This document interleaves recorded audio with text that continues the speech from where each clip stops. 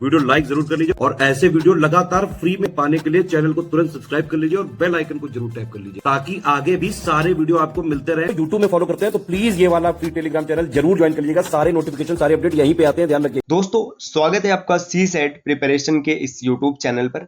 Maths for all exam के series में आज हम लोग देखेंगे नंबर ऑफ फैक्टर्स, मतलब गुणनखंडों की संख्या। क्लास काफी इंपॉर्टेंट होने वाली है। आप किसी भी एग्जाम की प्रिपरेशन कर रहे हैं, यूपी पीसीएस में आप सीसेट के लिए परेशान है या फिर आप UPSI, SSC CGL, bank, railway किसी भी एग्जाम की तैयारी कर रहे हैं, इस क्लास से प्रश्न जरूर बनेंगे। तो चलिए शुरू करते हैं आज के इस इंटरेस्टिंग सेशन को।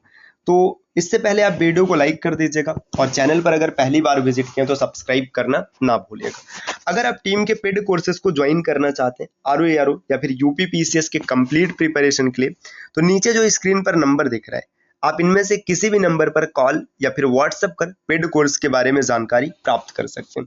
चलिए अब बढ़ते हैं अपने क्लास की ओर। देखिए, सबसे पहले ना हम लोग को ये पता होना चाहिए कि गुणनखंड क्या होता है। तो पहले इस चीज को समझते हैं, फिर नंबर निकालना सीखेंगे। देखिए, गुणनखंड की अगर बात करें ना तो दो चीजें होती हैं। देखिए, एक होता है फैक्टर जिसको गुणनखंड कहते हैं, और एक होता है मल्टीपल। मल्टीपल को गुणज कहा जाता है। देखिए, फैक्टर और मल्टीपल में क्या अंतर है, सबसे पहले इसे समझिए। फैक्टर, जैसे देखिए मैं एक एग्जांपल से समझाता हूँ। मैंने लिखा यहाँ पर 12। अब 12 को जो जो संख्या विभाजित कर पाएगा उसे फैक्टर कहेंगे। जैसे एक इसको काट देगा, जैसे 2 भी इसको काट देगा, 3 भी इसको काट देगा, 4 भी इसको काट देगा, 6 भी काटेगा और 12 भी काटेगा। तो देखिए, इसके फैक्टर्स 6 हैं। ये 6 ऐसी संख्या है जो 12 को पूर्णतः विभाजित कर सकती है। आप कोई भी नंबर लिख लो, जैसे मैंने लिखा 20।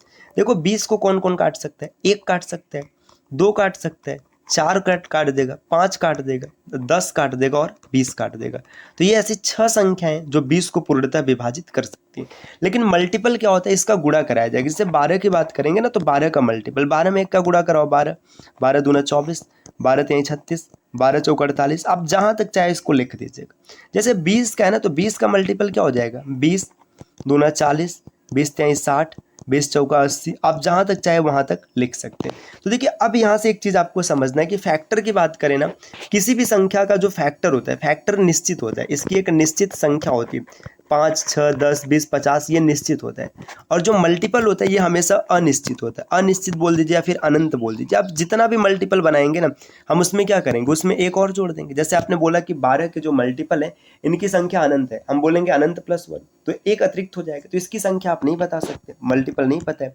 अब देखिए, जो सबसे बड़ा फैक्टर होता है, ये चीज याद रखिएगा, सबसे बड़ा फैक्टर अगर कहा जाए, सबसे बड़ा फैक्टर जो बनेगा ये हमेशा स्वयं संख्या होता है। स्वयं संख्या मतलब जो संख्या लिखा जाएगा, रुकिए एक बार इसको थोड़ा सही कर लेते हैं। स्वयं संख्या लिखा जाएगा, तो जो स्वयं संख्या होता है वही सबसे बड़ा फैक्टर होता है। ये पॉइंट इंपॉर्टेंट है। सबसे छोटे फैक्टर की बात करेंगे तो सबसे छोटा फैक्टर हमेशा 1 होता है, बस 1। ठीक, इसके बाद यहाँ पे देखिए, अगर सबसे बड़ा फैक्टर की बात करें कि सबसे बड़ा फैक्टर मल्टीपल क्या होगा, तो सबसे बड़ा मल्टीपल आप नहीं बता सकते क्योंकि ये बनेगा ही नहीं। लेकिन सबसे छोटा की बात करें तो ये स्वयं संख्या होता है। तो ये 2-3 चीज आपको याद रखना है। देखिए, फैक्टर क्या होता है? फैक्टर मतलब कोई भी ऐसी संख्या जो दी गई संख्या को पूर्णतः विभाजित कर पाए उसे फैक्टर कहते हैं।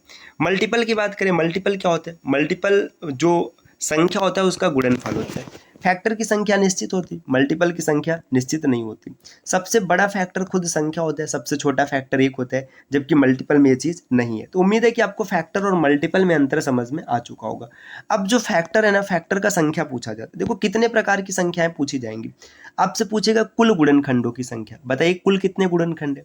आपसे बोलेगा सम गुणनखंडों की संख्या, फिर पूछता है विषम गुणनखंडों की संख्या, अभाज्य गुणनखंडों की संख्या और उचित गुणनखंडों की संख्या। कोई भी प्रश्न बनेगा उसमें 5 प्रकार के क्वेश्चंस बन सकते हैं। मतलब किसी भी नंबर के गुणनखंडों की संख्या 5 तरीके से बन सकती है, कुल, सम, विषम, अभाज्य और उचित। तो देखिए, इन सबका फार्मूला है। फार्मूला क्या है? देखिए, सबसे पहले आप क्या करेंगे, दी गई संख्या का अभाज्य गुणनखंड करते हैं। जैसे मान लीजिए मैंने लिखा है यहाँ पर 20, तो 20 का अभाज्य गुणनखंड क्या होगा? 2 दूना 4 पंचे 20। तो इसको आप लिखेंगे 2 का स्क्वायर गुणे 5 के पावर कुछ नहीं मतलब 1। ठीक, ये चीज। जैसे मान लीजिए मैंने लिखा 400, 400 को आप कैसे तोड़ेंगे? 420 का स्क्वायर होता है ना, तो इसको लिखेंगे 2 के पावर 4 और 5 का स्क्वायर। देखिए 5 का स्क्वायर 25 हो जाएगा, 2 के पावर 4 16 हो जाएगा, 25 गुणे 16 करेंगे तो 400 आ जाएगा। तो इस तरीके से आप इसका प्राइम फैक्टराइजेशन करेंगे, अभाज्य गुणनखंड करते हैं। अब जैसे यहाँ पर देखो ये संख्या, जैसे ये x ये हो गया और यहाँ पर पावर हो गया, ठीक। तो पावर इसका a b c इस प्रकार से मिलेगा। तो आपको ये x y z जो है ना, इससे कोई मतलब नहीं, अब पूरा मतलब है पावर से, a प्लस बी प्लस सी जो दिया। देखिए कुल गुणनखंडों की संख्या a plus 1 b plus 1 c plus 1 करते हैं। अगर सम बोला जाएगा ना तो a में प्लस 1 नहीं करेंगे, जैसे देखिए a b plus 1 c plus 1। अगर विषम बोलेंगे ना तो आप यहाँ पर b प्लस 1 और c प्लस 1 करेंगे। और अभाज्य बोला जाएगा तो a b c सीधा सीधा जोड़ देंगे। और उचित क्या होता है, उचित गुणनखंडों की संख्या टोटल माइनस 2 करते हैं। तो ये 5 तरीका होता है, 5 तरीके के प्रश्न बनेंगे। अब एग्जाम्पल के माध्यम से अगर हम लोग समझेंगे तो चीजें थोड़ा सा बेहतर स्पष्ट हो पाएंगी। तो चलिए एक एक पॉइंट को एग्जाम्पल से समझते हैं। ये फार्मूला आप इसका स्क्रीनशॉट ले सकते हैं, थोड़ा सा और हम नीचे कर देते हैं, ये लीजिए इसका स्क्रीनशॉट ले लीजिएगा ताकि फार्मूला आपके पास सेव हो जाए। और वैसे भी जब भी आप पढ़ते हैं तो आप पेन कॉपी के साथ ही पढ़ते हैं, तो इसकी भी आवश्यकता नहीं है।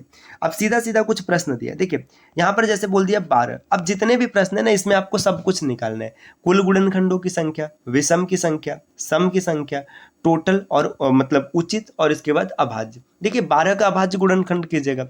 12 कैसे करेंगे, देखिए अगर संख्या बड़ा है तब तो आप बेसिक तरीके से करेगा, नहीं सीधा सीधा आप लिख सकते हैं 2 दूना 4 3 12।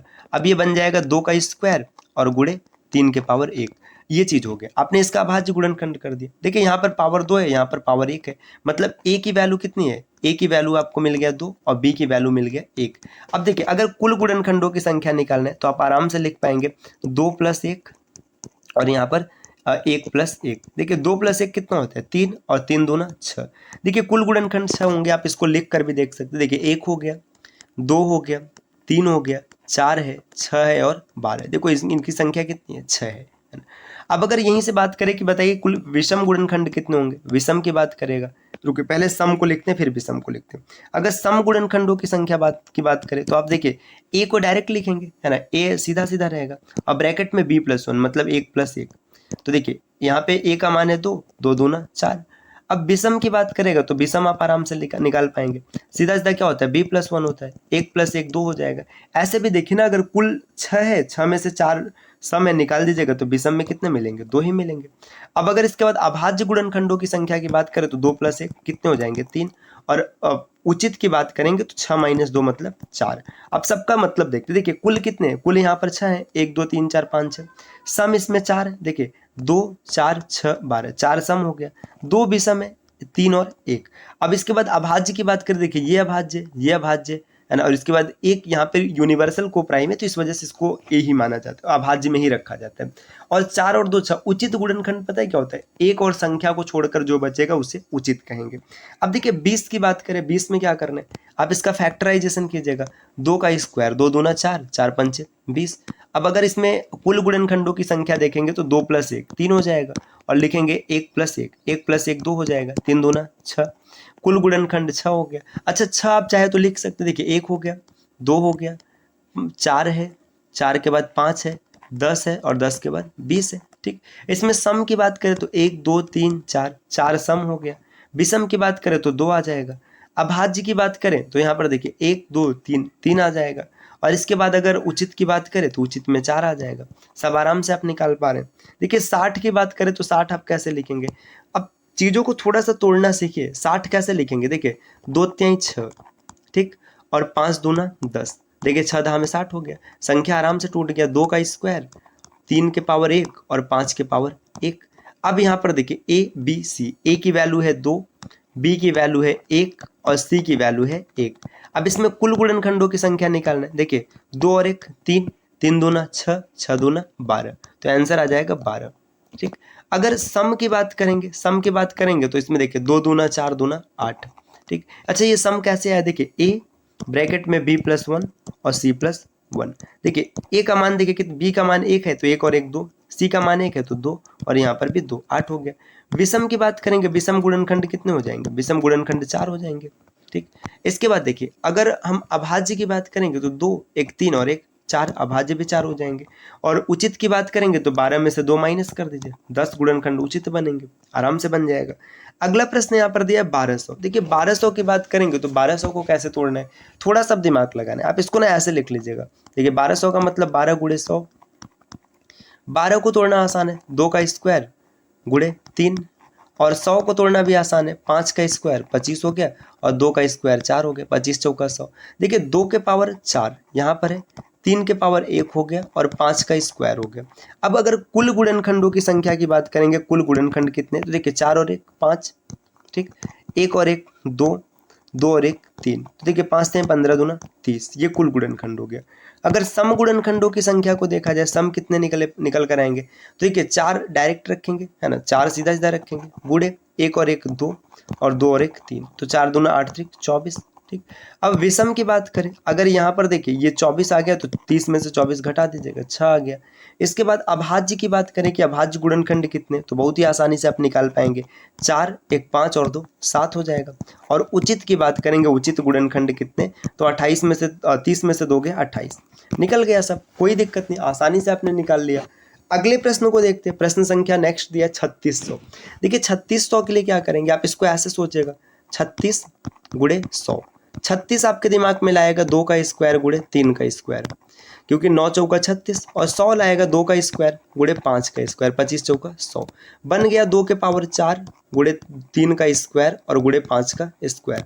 देखिए कुल गुणनखंडों की संख्या कैसे निकलेगा, 4 में 1 जोड़ेगा 5 आ गया, 2 में 1 जोड़िए 3 आ गया और 2 में 1 जोड़िए 3, 3 3 का 9 45, कुल 45 आ गया, है ना। अगर सम की बात करेंगे कि सम गुणनखंड कितने, तो देखिए यहाँ पर ये 4 रहा, इसके बाद देखिए इसमें 1 जोड़ेंगे 3 और 3, तो 3 3 का 9, 9 चौका 36 आ गया। अगर यहीं पर विषम गुणनखंडों की संख्या लिखा जाए, विषम क्या हो जाएगा, तो विषम में आप लिखेंगे 9, क्योंकि 45 में से 36 घटाएंगे तो 9 आएगा। अच्छा आप डायरेक्ट भी चेक कर सकते हैं, 3 3 का 9 हो जाएगा। इसके बाद अभाज्य, अभाज्य गुणनखंड कितने, देखिए 4 2 6 और 2 8 हो जाएगा। और उचित गुणनखंडों की संख्या देखें तो 45 में से 2 गया 43 निकल कर आएगा। नेक्स्ट अगला देखिए 4260 दिया। अब 4260 के लिए क्या करना है समझिएगा, 4260 अगर आपका दिमाग कुछ बता रहा है, कुछ काम कर रहा है, तब तो ठीक है डायरेक्ट कीजिए, नहीं कर रहा है तो आप तुरंत लिखिएगा। देखो इसको आप ऐसे सोच सकते हैं 10 गुणे 426, ठीक। अब 426 को आप साइड में प्राइम फैक्टराइजेशन कर लीजिएगा, 2 से अगर इसको देखेंगे तो कितना मिलेगा, देखिए 21 और 3, फिर 3 से देखेंगे तो 7 और 1। अब देखिए 71 अभाज्य संख्या है, तो आपको यहाँ पर मिल जाएगा 2 गुणे 5 और गुणे 2 गुणे 3 और गुणे 71। अब इसको सही करते हैं, 2 का स्क्वायर गुणे 3 के पावर 1 गुणे 5 के पावर 1 और गुणे 71, 71 के पावर भी 1 होगा। अब आराम से आपको ABCD सब मिल गया। देखिए इसमें अगर कुल निकालना होगा तो कुल निकालने के लिए क्या करेंगे, 2 1 3, यहाँ पर 2, फिर से 2 और फिर से 2, 2 दूना 4 दूना 8 3 24, कुल 24 हो गया। अगर सम गुणनखंडों की संख्या निकालना है तो देखिए कितना हो जाएगा, तो 8 और 8 दूना 16 हो जाएगा। विषम की बात करेंगे तो विषम में 8 आ जाएगा, है ना। अभाज्य की बात करें तो 2 1 3 1 4 1 5 अभाज्य हो जाएगा, और उचित की बात करेंगे तो 22 हो जाएगा। तो साथियों ये क्लास रही जिसमें हम लोगों ने गुणनखंडों की संख्या निकालना सीख लिया। अब अगली क्लास में हम लोग कुछ प्रश्नों की प्रैक्टिस करेंगे और साथ ही साथ देखेंगे गुणनखंडों का योग कैसे पूछा जाता है, गुणनखंडों का गुणा पूछा जाता है, और कुछ स्पेशल क्वेश्चंस बनते हैं तो जिसके बारे में अगली क्लास में डिस्कशन किया जाएगा। उम्मीद है कि वीडियो आपको पसंद आई होगी। इस प्रकार के वीडियोस को लगातार देखने के लिए आप चैनल को सब्सक्राइब कर सकते हैं, और अगर आप RO या फिर UP PCS की कंप्लीट और सिलेक्शन वाली तैयारी करना चाहते हैं तो आप टीम के पेड कोर्सेज को ज्वाइन कर सकते हैं, जिसके लिए नीचे स्क्रीन पर दिख रहे किसी भी नंबर पर आप कॉल या फिर व्हाट्सएप कर कोर्स की जानकारी प्राप्त कर सकते हैं। मिलते हैं साथियों आपसे अगले वीडियो में कुछ नए और इंटरेस्टिंग इन्फॉर्मेशन के साथ, तब तक के लिए नमस्कार।